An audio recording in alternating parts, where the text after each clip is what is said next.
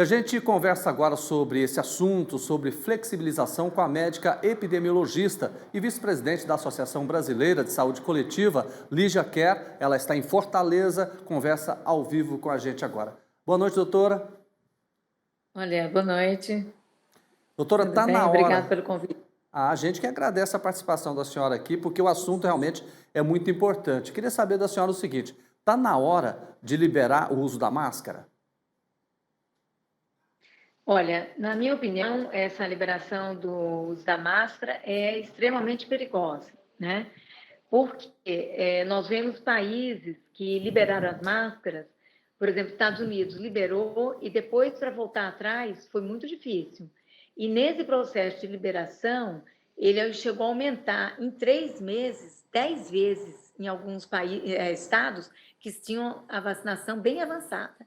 A Inglaterra, que flexibilizou todas as medidas, distanciamento, máscara, ela hoje convive com 100 mil casos por semana, ela convive com 500 mortes por semana.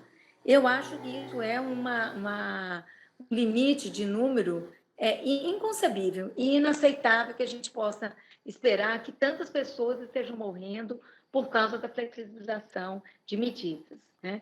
Então, eu acredito que a associação que eu represento, os epidemiologistas, não concordam com a retirada das máscaras. Doutora, vamos pegar a cidade do Rio de Janeiro. Lá, 65% da população receberam a dose única ou as duas doses, ou seja, estão imunizados. Então, qual seria, na opinião da senhora, o percentual para a gente começar a tirar a máscara?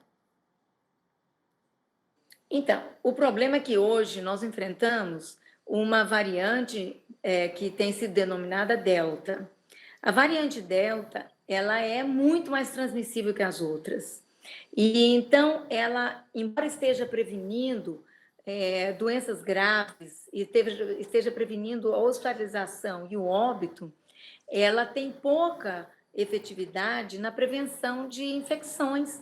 E você, uma vez infectado, você transmite a doença para outras pessoas. Talvez numa intensidade um pouco menor, mas você transmite. Então, nós não temos ainda, não temos as crianças, não temos os adolescentes totalmente vacinados, os adultos jovens estamos tendo problemas para alcançar todos aqueles que deveriam ser vacinados. E a vacinação só não consegue reduzir as medidas. Você veja que países com altas taxas de imunização, sem as máscaras, não conseguiram controlar a infecção.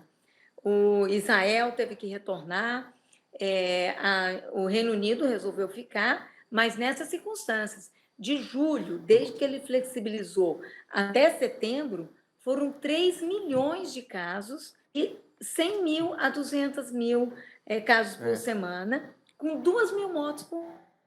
Doutora, eu queria saber da senhora o seguinte também. Nós estamos, por exemplo, presenciando que a liberação de eventos, de shows, né? Brasil afora. Em Goiânia, nesse final de semana, teve um show do Gustavo Lima, 15 mil pessoas.